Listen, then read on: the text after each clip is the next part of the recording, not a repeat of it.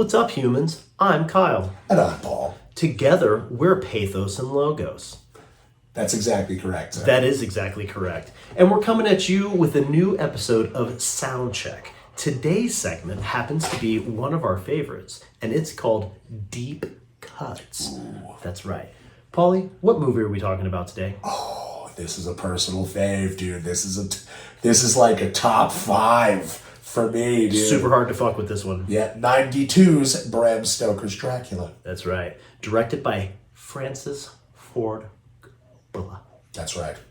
By Francis Ford Coppola. Gabagool. Francis Ford Coppola. So, we like to give everybody a little synopsis, a little breakdown, a little Cliff's Notes of what's going on in the movie. We're going to talk about that right now. I think we're going to talk about it right now. Paulie, why don't you run away with it? I think this is a reasonably faithful retelling of Bram Stoker's original story. I think we've watched this movie so many times, we can handle it without having looked it up. That's right. Let's see how it goes. Buckle up, guys.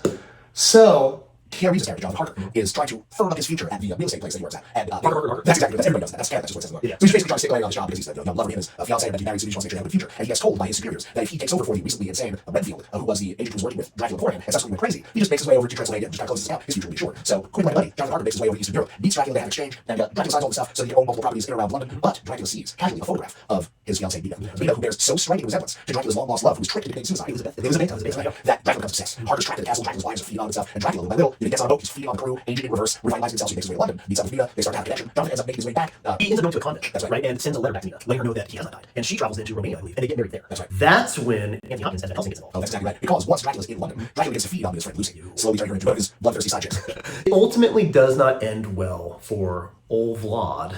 No, it doesn't turn out too good. They end up making it their way back to his homeland, and in the end, it ends up being Mina who dispatches him. Super hot Mina. So, guys, she wasn't always the mom from Stranger Things, man. She's marvelous. Marvelous. A brilliant acting job. Gary Oldman as Dracula. Again, Keanu Reeves as Jonathan Harker. Anthony Hopkins as Van Helsing. You almost said Van Halen. I fucking just almost said Van Halen, boys. That would be a cool, like, mashup where it's Dracula. Abraham Van Halen. Yes. There's so little guitar, actually, in this movie. Oh, but Eddie comes back from the dead and is just fighting Abraham Lincoln.